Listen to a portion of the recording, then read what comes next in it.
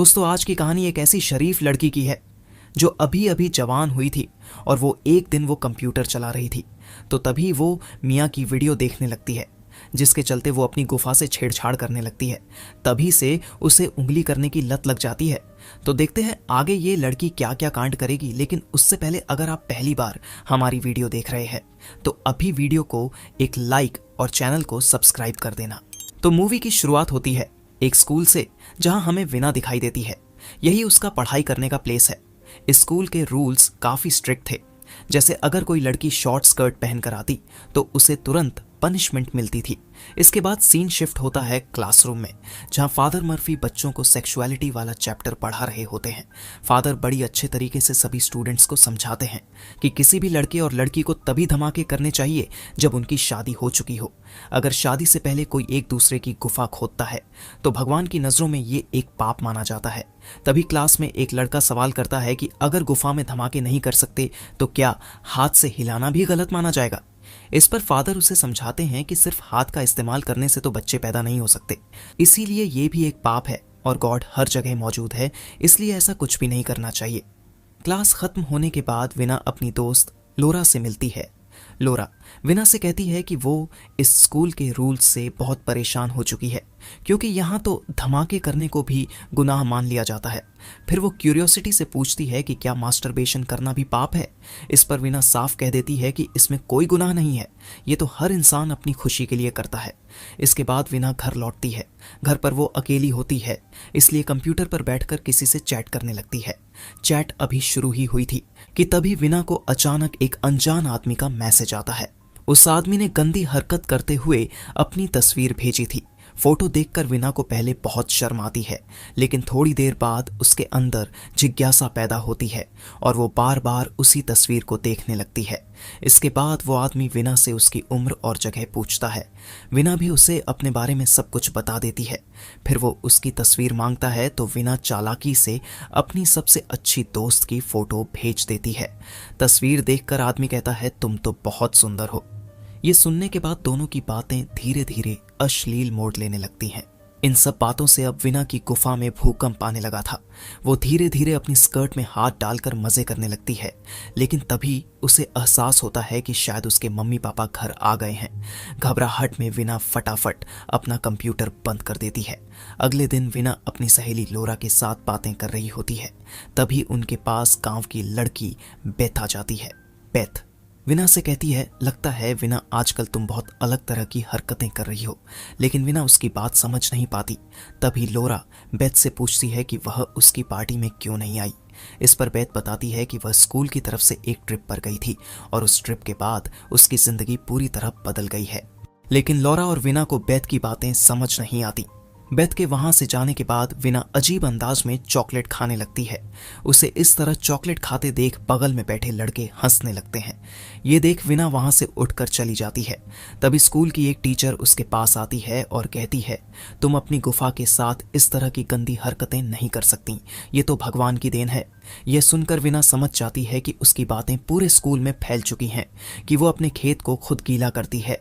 शर्मिंदगी में डूबी विना अपने गुनाहों की माफी मांगने के लिए फादर मफरी के पास जाती है और उन्हें अपनी गुफा में उंगली करने वाली आदत के बारे में बता देती है।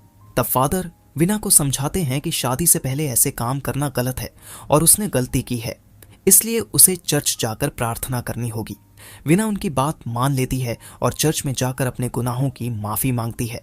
वहां बैठकर वह सोचती है कि उसका मन बार बार बेकार की हरकतों की तरफ जा रहा है, इसलिए उसने तय किया कि स्कूल की ट्रिप पर जाकर अपना दिमाग शांत करेगी और भगवान के बारे में और ज्यादा जानेगी। विना ऐसा ही करती है और ट्रिप पर निकल पड़ती है। इस ट्रिप में लोरा भी जाती है, लेकिन उसका मकसद अलग होता है। लोरा भगवान को जानने नहीं बल्कि स्कूल के ही एक लड़के को पटाने के लिए ट्रिप पर शामिल होती है। थोड़ी देर बाद सब बच्चे उस जगह पहुंच जाते हैं जहां उनका कैंप लगाया गया था। कैंप से कुछ बच्चे बाहर निकलते हैं। उन बच्चों में एक लड़का था जिसका नाम क्रिश था और वो उनके ग्रुप का लीडर भी था। क्रिश को देखते ही विना की गुफा में हलचल होने लगती है। तभी ट्रिप की इंचार्ज नैना वहां आती है और सभी बच्चों को अंदर ले जाती है। नैना विना से उसका फोन मांगती है क्योंकि इस ट्रिप पर मोबाइल ले जाना मना था, ताकि सबका ध्यान पूरी तरह ट्रिप पर ही रहे। लेकिन विना झूठ बोल देती है कि उसके पास फोन नहीं है और वो अपना मोबाइल छिपा लेती है। इसके बाद सारे बच्चों को एक बड़े हॉल में बैठाया जाता है, जहां फादर मर्फी सबको अलग अलग ग्रुप में बांट देते हैं। किस्मत से विना क्रिश वाले ग्रुप में आ जाती है, जिससे उसके मन में खुशी की लहर दौड़ जाती है। फिर फादर मर्फी बच्चों से कहते हैं, तुम सब यहाँ आए हो, ये पहले से भगवान की इच्छा थी। अब तुम 4 दिन तक यहाँ रहकर अपनी जिंदगी को और अच्छे से समझो, क्योंकि यही ईश्वर की इच्छा है। इसके बाद वे सभी को एक पेपर थमा देते हैं, जिसमें अलग अलग फीलिंग्स लिखी होती हैं। फादर बताते हैं कि हर किसी को उस पर टिक करना है जो उसने यहाँ आने से पहले महसूस किया हो। सारे बच्चे अपने अपने हिसाब से टिक कर देते हैं, लेकिन विना छुपकर टर्न ऑन वाले खाने पर निशान लगा देती है। दरअसल कुछ दिन पहले ही उसके मन में किसी के साथ धमाके करने का था, मगर टिक करने के बाद विना को डर सताने लगता है कि अगर किसी को ये पता चल गया तो सब उसका मजाक उड़ाएंगे। इसलिए विना उस टिक को मिटाने की कोशिश करती है, लेकिन उससे पहले ही सभी बच्चों के पेपर जमा करवा लिए जाते हैं। इसके बाद नैना खड़ी होकर सबके सामने अपनी कन्फेशन बताती है। वो कहती है, मुझे हमेशा लगता था कि मेरे मम्मी पापा मुझसे प्यार नहीं करते, लेकिन यहाँ आने के बाद मेरी जिंदगी बदल गई है। अब मुझे महसूस होता है कि वो सच में मुझसे भी प्यार करते हैं। सबको उसकी बात सही लगती है। अब रात को विना अपने पुराने फोन में सांप वाला गेम खेल रही होती है। जैसे ही गेम में वो हार जाती है और फोन वाइब्रेट करता है, तो अचानक उसके दिमाग में एक ख्याल आता है और वो अपने फोन को अपनी गुफा पर रख लेती है। इससे विना को बहुत मजा आता है। अगले दिन सभी बच्चे जंगल घूमने निकलते हैं। वहीं पर विना जानबूझकर खुद को हल्की सी चोट पहुंचा लेती है, ताकि उनके ग्रुप का लीडर क्रिश उसके पास आ जाए। और सच में वैसा ही होता है। चोट लगने की वजह से विना ठीक से चल नहीं पाती, तो क्रिश उसे अपनी गोद में उठाकर उसके केबिन तक छोड़ आता है। थोड़ी देर बाद नैना वहां पहुंचती है और विना से उसकी चोट के बारे में पूछती है। फिर मुस्कुराते हुए कहती है, चलो जल्दी बाहर, हमें ग्रुप फोटो खिंचवानी है। लेकिन तभी अचानक विना का फोन जोर से वाइब्रेट होने लगता है। फोन के वाइब्रेट होने से नैना को सब समझ आ जाता है। वह गुस्से में विना से कहती है, मैंने पहले ही दिन तुमसे मोबाइल मांगा था, लेकिन तुमने मुझसे झूठ बोला। अब मुझे इस बारे में फादर से बात करनी पड़ेगी। इसके बाद सब बच्चे बाहर आकर ग्रुप फोटो खिंचवाते हैं।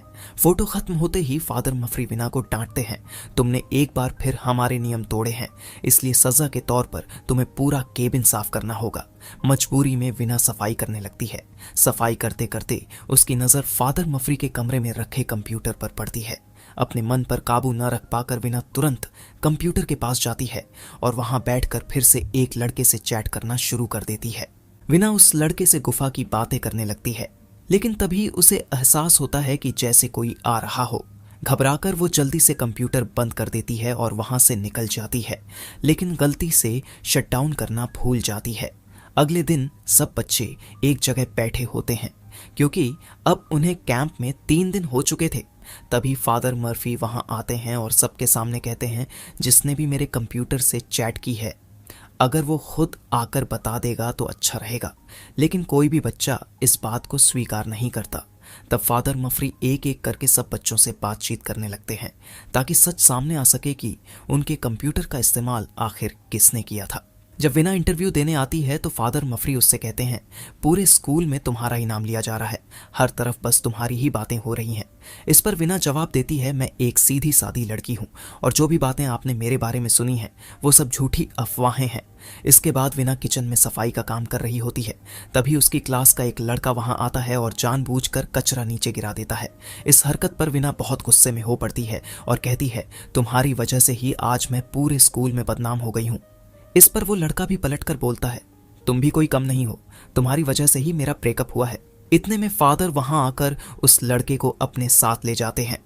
उधर विना फिर से सफाई करने में लग जाती है।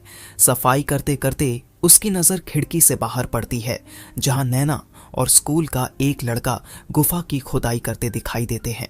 ये नज़ारा देखकर विना के अंदर भी हलचल होने लगती है और वह झाड़ू के डंडे से मज़े लेने लगती है। ये सब हो जाने के बाद विना अपनी दोस्त लोरा के पास जाती है और नैना की करतूत उसे बताती है, लेकिन लोरा उसकी बातों पर विश्वास नहीं करती और कहती है, तुम्हारे दिमाग में हर समय बस यही बातें चलती रहती हैं, इसलिए तुम्हें हर कोई तुम्हारे जैसा ही लगता है। सच कहूं तो तुम बहुत गंदी लड़की हो। लोरा गुस्से में कहती है, आज के बाद मुझसे कभी बात मत करना। ये सुनकर विना का दिल टूट जाता है और उसे बहुत बुरा लगता है। अगले दिन जब विना सफाई कर रही होती है तो उसे उसी लड़के का ब्रेसलेट मिलता है जिसने उसके बारे में अफवाहें फैलाई थीं। विना उस ब्रेसलेट को उठाकर फादर के कंप्यूटर के पास रख देती है। तभी अचानक उसे किसी के आने की आहट सुनाई देती है। घबराकर विना तुरंत छिप जाती है। तभी फादर मर्फी कमरे में आते हैं और अपना कंप्यूटर चालू करके उसमें मियाँ की वीडियो चलाते हैं। फिर वो अपना डंडा हिलाने लगते हैं। ये देखकर विना हैरान रह जाती है। बाहर आकर उसके मन में ख्याल आता है, साला ये खुद तो मजे ले रहा है और बाकी सबको ज्ञान पेलता फिरता है। तभी बाहर उसे क्रिश दिखाई देता है। विना की आग पहले से ही भड़क चुकी होती है और वो अचानक क्रिश को किस कर लेती है। क्रिश भी मजे लेने लगता है, लेकिन तुरंत ही उसे एहसास होता है कि ये गलत है, इसलिए वो घबराकर वहां से भाग जाता है। रात को सब बच्चे अलग अलग ग्रुप बनाकर मस्ती कर रहे होते हैं, लेकिन विना का दिमाग सुबह की घटना को लेकर ही उलझा रहता है। बेचैनी से परेशान होकर वो सबको छोड़कर भाग जाती है और सीधे एक बार में पहुंचती है। वहां उसकी मुलाकात जीना नाम की एक औरत से होती है, जो विना को उदास देखकर उसके पास आती है और उससे बातें करने लगती है। विना अपनी परेशानियां जीना को बताती है। वो कहती है, लोग जैसे अंदर से होते हैं वैसे बाहर से दिखाई नहीं देते। जिस स्कूल में मैं पढ़ती हूँ वहाँ छोटी सी गलती की भी सज़ा मिलती है। ये सुनकर जीना मुस्कुराती है और कहती है, मैं भी जब छोटी थी तब कैथोलिक स्कूल में पढ़ी हूँ, इसलिए मुझे अच्छी तरह पता है कि तुम्हें कैसा महसूस हो रहा होगा। कुछ देर बातें करने के बाद जीना विना को उसके कैंप के बाहर छोड़ देती है और जाते जाते कहती है, तुम्हें जल्दी ही अपना स्कूल बदल लेना चाहिए ताकि तुम अपने मन की जिंदगी जी सको। जिस लड़के ने विना के बारे में झूठी बातें फैलाई थीं, वही लड़का अब शर्मिंदा होकर सबके सामने आता है। उधर लोरा भी विना के पास आकर कहती है, मुझे माफ कर दो, मैंने तुम्हें गलत समझा, तुम्हें गंदी और अश्लील कहा। असल में सारी हरकतें उस लड़के ने की थीं। अब कैंप का आखिरी दिन था, इसलिए सब बच्चों को मौका दिया गया कि वो अपनी अपनी फीलिंग्स शेयर कर सकें। उस लड़के ने खड़े होकर अपने किए गए सारे कांडों के लिए सबके सामने माफी मांगी। जब बारी विना की आई तो उसने हिम्मत जुटाकर कहा, यहाँ बैठा हर इंसान अपनी असली सच्चाई छुपा रहा है। सबके चेहरे पर एक नकली मुखौटा है जिसे कोई उतारना नहीं चाहता। इसके बाद विना अपने घर लौट आती है और नए स्कूल के बारे में सोचने लगती है। अगली सुबह जब वो अपने नए स्कूल जाती है तो वहां उसकी मुलाकात फिर से क्रिश से हो जाती है। क्रिश उस दिन कैंप में हुई घटना के लिए विना से माफी मांगता है। दोनों के बीच की गलतफहमियां दूर हो जाती हैं और धीरे धीरे वो अच्छे दोस्त बन जाते हैं। कुछ दिनों बाद विना कन्फेशन के लिए फादर के पास जाती है। वहां वो साफ साफ बताती है, जब मैं टूर पर गई थी तब मैंने देखा कि एक आदमी कमरे में अकेले बैठकर क्रोम वाली वीडियो देख रहा था और अपना डंडा हिला रहा था। अब इस बात से साफ हो जाता है कि वो इंसान दरअसल फादर मर्फी ही थे। लेकिन जब विना कन्फेशन में ये बताती है तो फादर मर्फी सब कुछ मानने से साफ इनकार कर देते हैं।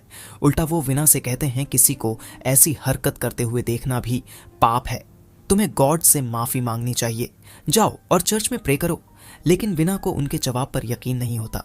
घर लौटकर वो अपने कंप्यूटर पर जॉनी सर की वीडियो देखती है और अपनी गुफा सहलाने लगती है। और इसी के साथ इस मूवी का यहीं पर एंड हो जाता है। तो अगर आपको इस वीडियो में मजा आया है तो अभी वीडियो को लाइक करके चैनल को जरूर सब्सक्राइब कर देना, ताकि आप आगे भी इस तरह की नई नई वीडियोस देख पाओ।